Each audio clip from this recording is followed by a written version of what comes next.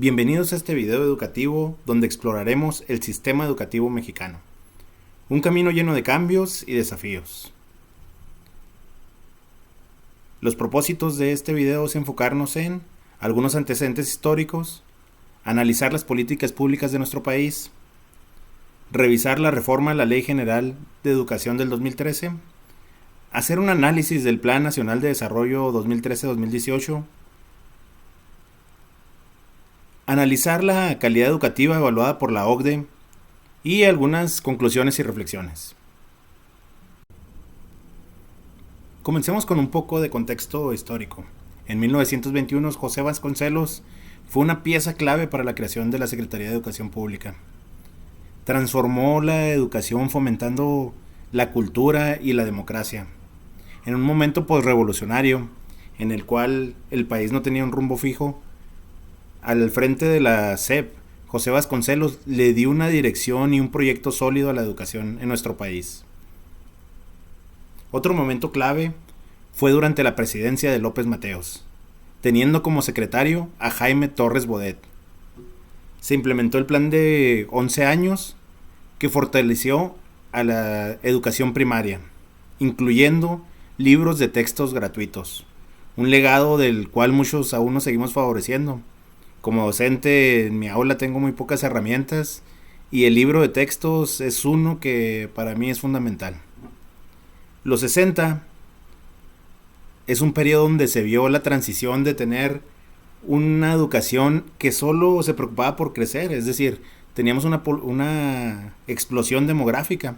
En el país empezaba a crecer la población y nuestro sistema educativo estaba principalmente enfocado en cómo alcanzar esa población, en cómo. Entonces en esa época se da la transición de pensar en solo cómo crecer a también a cómo lograr un mejoramiento en la calidad de la educación.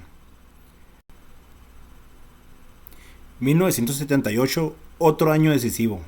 La SEP se desconcentra, buscando un equilibrio en el desarrollo y operación educativa a nivel nacional. Una estrategia para reducir el centralismo.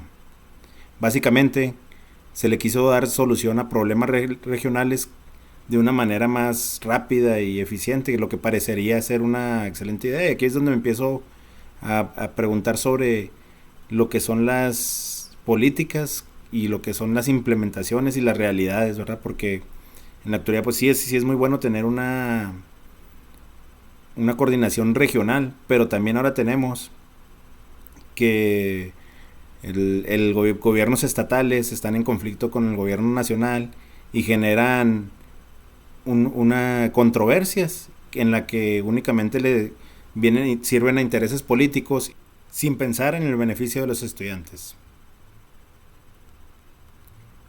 Con Salinas de Gortari se reformó el artículo 3º, se aprobó el Acuerdo Nacional de Modernización de la Educación Básica. Acuerdo que hace énfasis en elevar la calidad educativa y en que México participe en evaluaciones internacionales. Los programas recientes han priorizado la calidad educativa con equidad, responsabilidad social. Además, la reforma educativa del 2013 ha hecho un énfasis en la obligatoriedad de la educación media superior y la formación integral de los estudiantes. Sobre políticas públicas, Mauricio Merino define las políticas públicas como intervenciones del Estado para modificar realidades sociales o económicas. Luis Aguilar amplía este concepto a regulaciones y distribución de recursos. Según teóricos como Caminal y Mahone, las políticas deben ser más que directivas de arriba hacia abajo, deben estar llenas de credibilidad y compromiso, especialmente en educación, donde todos los actores, incluyendo maestros, alumnos y padres de familia, juegan un papel crucial. En el caso mexicano, enfrentamos el desafío de elevar la calidad educativa en todos los niveles. Esto se refiere a una estrategia integral, participativa y basada en la reforma educativa actual. Las políticas educativas en México deben ser dinámicas, inclusivas y responder a las necesidades cambiantes de la sociedad. Es decir, no responder a las necesidades de quien esté al frente de nuestro país, sino a lo que necesita nuestra sociedad. Solo así podemos asegurar un futuro educativo brillante y equitativo para todos. Sobre las reformas a la Ley General de Educación en el 2013, en donde se establecen los términos del ingreso, la promoción y la permanencia de los docentes, me parece que fue clave para eliminar hechos lamentables que se daban, por ejemplo, como la venta de plazas, en la que docentes tal vez sin el perfil necesario conseguían una plaza para estar frente a grupo. Entonces, este primer filtro, que era a través de un examen, un mérito, tener el ingreso, pues me parece correcto. Ahora, ya deberíamos en otro momento, pues analizar si realmente un examen nos dice si es todo lo que debemos de saber para si un docente es idóneo o no idóneo para dar clases, o para poder ordenar cuál es el mejor, cuáles son las mejores opciones que tenemos para poder decidir quiénes son los que se merecen ese lugar, y no como es en ese momento, que era a través de ese examen, a través del mérito de un examen básicamente de conocimientos, pero realmente ese examen dice que tan bueno es ese docente en el aula. Lo mismo con la promoción y la permanencia, ya que por una parte podemos tener excelentes maestros dentro del aula, y que por ciertas situaciones de estrés, nerviosismo, no tengan una buena prueba de conocimientos, y por otra parte tengamos que lamentablemente que yo pude observar compañeros que a lo mejor en su aula no tenían esa excelencia, pero tenían un muy buen examen de conocimientos. Me parece que sí, es para analizarse cómo evaluar ese mérito. Entiendo la complejidad, pero también sobre esta evaluación que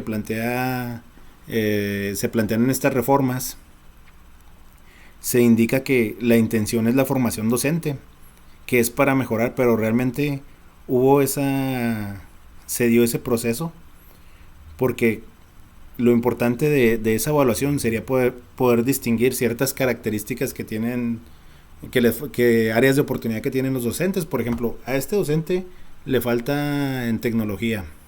Bueno, después de hacer su evaluación, poderlo dirigir a cursos de tecnología.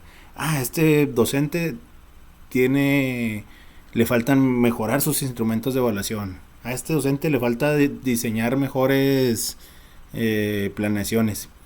Y a partir de esas evaluaciones, según lo que dice el espíritu de la reforma, es la intención, pero en el fondo lo que ocurre de esa reforma era